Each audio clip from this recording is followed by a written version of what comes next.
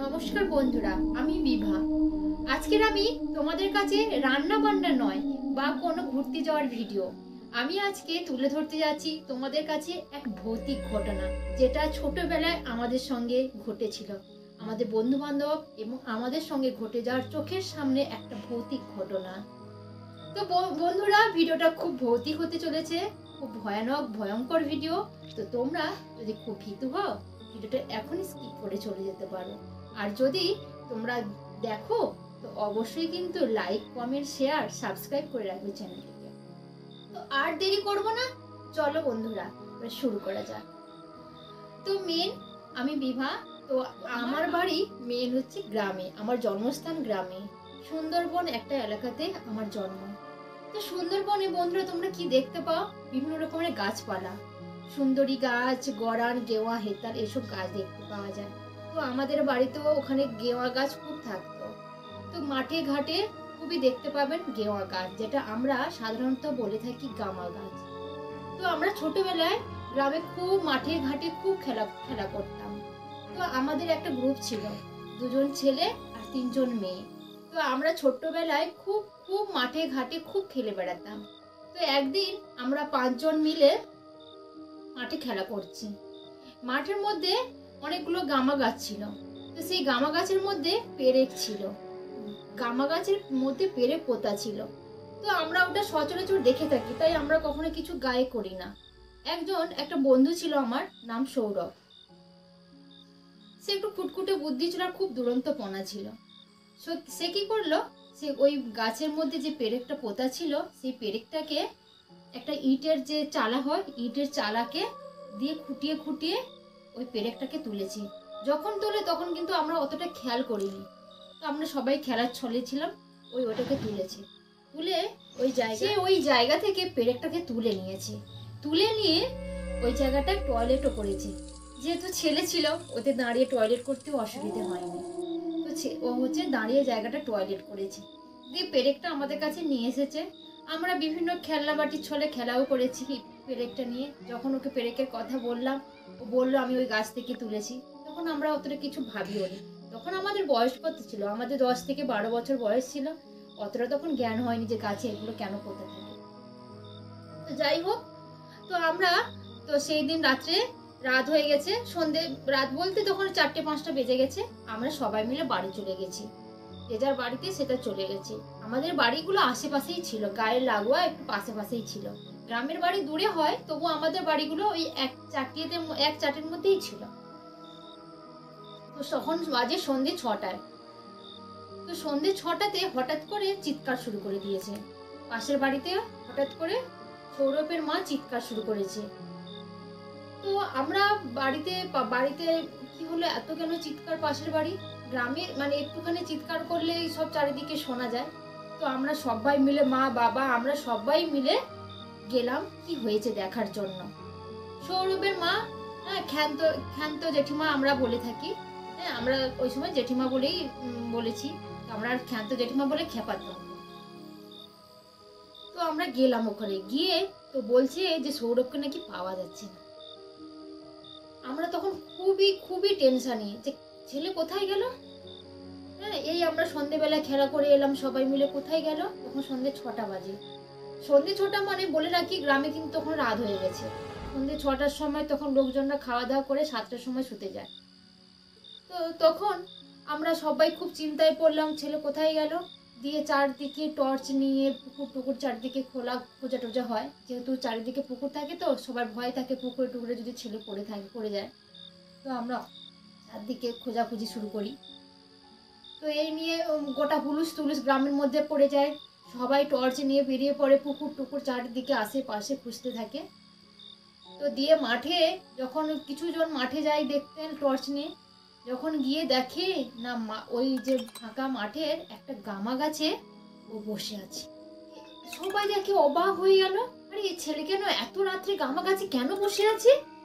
দিয়ে তখন তার দিকে যখন টর্চ ফেলে দেখে না, ছেলে চুপ করে বসে আছে। আর যখন ওই টর্চটা ফেললো, টর্চ ফেলতে চোখটা যখন উপর দিকে দেখলো, চোখটা লাল হয়ে গেছে, রক্তের মতো লাল। আর জিভ দিয়ে লালা ঝরছে, অনবরত লালা ঝরছে। তাকে যতই তাকে ডাকা হয় সে আস্তে আস্তে আস্তে আস্তে করে মগ ডাল উঠে যাচ্ছে। তাকে আর তুই নাম পড়ে যাবি, নাম বলে সে কিছুতেই নামবে না। দিয়ে কিছু পাশের বাড়িতে সব কাকু টাকু সবাই ছিল লাইট নিয়ে, তারা উঠে টেনে টেনে হিচড়ে ছেলেকে নিচে নামিয়ে নিয়ে এসছে।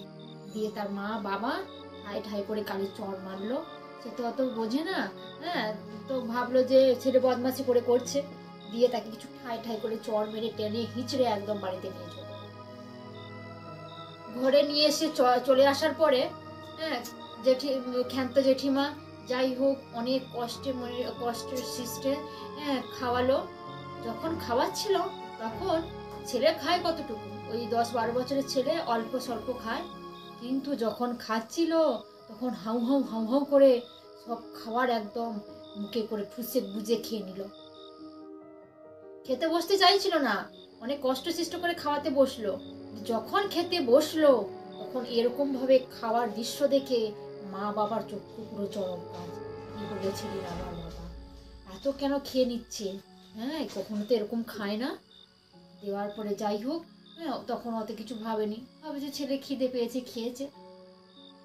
দিয়ে ছেলেকে শোয়ালো, ঘুম পাড়িয়ে দিল। তখন কটা বাজবে, 9টা-10টা বাজবে, রাত 9টা-10টা বেজেছে। যাই হোক ছেলে ঘুমিয়ে গেছে। পাশের বাড়িতে পাশের রুমটায় ছেলের রুম ছিল, তো ছেলেকে ঘুম করিয়ে দিয়ে তারা পাশের রুমে ঘুমিয়েছে। দিয়ে তখন ভোর হয়ে গেছে, রাত্রিবেলা সবাই ঘুমিয়ে পড়েছিল। কারণ গ্রামের মানুষ তো খাটাখাটনি খুবই করে, তো সবাই ঘুমিয়ে পড়েছিল। তখন অতটা খেয়াল করেনি, ছেলেকে অতটা রাত্রে আর দেখতে যায়নি। ভোর গ্রামের মানুষ তো ভোরবেলা অনেক উঠে পড়ে, 4টের দিকে উঠে পড়ে। 4টের সময় উঠে ছেলের ঘরে দেখে ছেলে তো নেই। সবাই তো হতভম্ব, ছেলে কোথায় গেছে। দিয়েই বলে খোঁজ আবার খোঁজ, গিয়ে দেখে আর সেই গামা গাছের মধ্যে ছেলে বসে আছে। ওই গামা গাছের সেই মগ ডালের উপরে বসে আছে ছেলে। আর বসে শুধু বসে নয় তো, বসে বসে বিড় করছে, কি বকেই যাচ্ছে। সেই গাছের ডালে বসে আছে গিয়ে। দিয়ে আবার সেই ছেলেকে মেরে পিটে আবার ঘরে নিয়ে আসে। ওইভাবে আবার তাকে বকে শোকে যাই হোক করে ঘরে বেঁধে টুঁধে রাখে, কোনো লাভ হয় না। আমরা তখন ছোট, আমরা এইসব দেখছি, আমরা তো অত বুঝিনি। দিয়ে যখন এইভাবে এরকম দিন চলছে, একবার এরকম দেখে না গ্রামের মানুষ একটু মোরগ হাঁস ছাগল এইসব পোষে।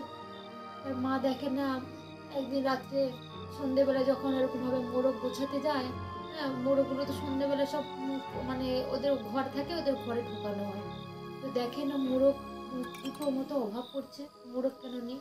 ভাবছে হয়তো অনেক খোঁজাখুঁজি করলো, পাচ্ছে না। যখন তখন তাহলে হচ্ছে লেউল মানে বেজি লেউল বলে, গ্রামে লেউল বলে আর কি, বেজি এটা বলে। তাহলে বেজি নিয়ে পালিয়ে গেছে, তো খেয়াল করেনি। দিয়ে যাই হোক ওই দিন চলে গেল। ওই দিন বলতে মানে সন্ধেবেলাটা তখন অত মোরগ কম পড়ছে, কি আর করবে, নিয়ে চলে গেছে। সকালবেলা না হলে অন্য কোথাও খোঁজা যাবে এই বলে মোরগ টোরগ ঢুকালো তার মা, খেন্তি জেঠিমা। দেওয়ার পরে সন্ধেবেলায় তো ছেলেকে তো ওইভাবে গিয়ে আবার দেখলো সেই ছেলে গিয়ে ওখানে বসে আছে মগ ডালে। যখন মোটর টোটো গোছানো হয়ে গেল, দেখা ছেলে যখন নেই, আবার যখন দেখে না ওই গাছের উপর বসে আছে। শুধু গাছের উপর বসে তো নেই, ছেলের মুখ দিয়ে যেরকম সেই প্রথম দিন দেখেছিল লালা ঝরছে, সেই দিন দেখে ওর মুখ জিভ দিয়ে টস করে রক্ত পড়ছে। আর সব মাথায় টাথায় গায়ে গেঞ্জি যে পরা ছিল সেগুলো মোরগের পালক সব লেগে আছে। আর বক বক বক বক বক বক বিড় কি সব যেন পড়ে যাচ্ছে। তো এই দেখে মা চারদিকে চিৎকার করতে শুরু করলো, হুলুস থুলুস পড়ে গেল গ্রামে, সবাই এলো। দিয়ে সব গ্রামের লোকেরা মিলে ওকে টেনে টুনে যাই হোক করে গাছ থেকে নামিয়ে ওর মাকে বাচ্চাকে দিল। দেওয়ার পরে মা নিয়ে বাড়িতে নিয়ে গিয়ে দরজা বন্ধ করে ওকে চেপিয়ে চুপে শোয়ালো। তার শুয়েছে, সন্ধে হয়েছে সবে, চোখটা ওই 7টা-8টা বাজে তখন চোখটা লেগেছে। মা তো ঘুমিয়ে পড়েছে সারাদিন কষ্ট করে। দিয়ে তখন চোখটা যখন হঠাৎ করে খুলে দেখে না ছেলে নেই, ছেলে আবার বেরিয়ে গেছে। দিয়ে আবার খুঁজতে লাগলো, গিয়ে দেখে না রাস্তার ধারে ছেলে চলে গেছে। রাস্তার ধারে গিয়ে দেখে না একটা ছোট্ট কুকুরের বাচ্চাকে কে টেনে দাঁত দিয়ে টেনে ছিঁড়ে তার নাড়ি ভুড়ি বের করে দিয়েছে। তো ভয়ঙ্কর একটা দৃশ্য দেখে মা তো ওখানে একদম মাথা ঘুরে পড়ে গেল। দিয়ে বাবা ছুটে এলো, দিয়ে সেই রাতেই ওই গুনিনের কাছে গিয়ে, ওখানে আমাদের একজন বানু গুনিন বলে একজন ছিল, তার কাছে ছুটে গেল বাবা। দিয়ে যাই হোক পায়ে হাতে ধরে ওই গুনিনকে নিয়ে আসতেই ছেলে তো একদম গর্জন ছাড়ছে আর গড় করে আওয়াজ করছে। কারণ সে তো বুঝতে পেরেছে যে এইবারে তার শেষ দশা। দিয়ে তারপরে ছেলেকে নিয়ে ওই বানুগুনি ছেলেকে নিয়ে মা বাবা জাপটে ধরেছে ছেলেকে। ওই গুনিনকে নিয়ে মা বাবা ওই ছেলেকে ওই গাছের কাছে গেল। গাছের কাছে গিয়ে জিজ্ঞাসা করলো অনেক, ওখানেই হচ্ছে ওই যাগযজ্ঞ করার পরে ওকে অনেক কি সব দিল। দিতেই হচ্ছে বললো তুই কে? সে কিছুতেই বলবে না। অনেক গর্জন করার পরে সে বলল যে আমি এখানে একজন পুরোহিত ছিলাম। পুরোহিত, আমার অতৃপ্ত একটা বাসনা ছিল, সেই বাসনা আমার পূর্ণ হয়নি, তাই জন্য আমি একজনকে ধরেছিলাম, সে আবার ঝাড়ফুঁক করে আমাকে এই গাছের মধ্যে বন্দি করে রেখেছিল। এই একটা পেরেক দিয়ে আমাকে এই গাছের মধ্যে বিদ্ধ করে রেখেছিল। এই পেরেকের মাধ্যমে আমাকে এই গামা গাছে করে বিদ্ধ করে রেখেছিল।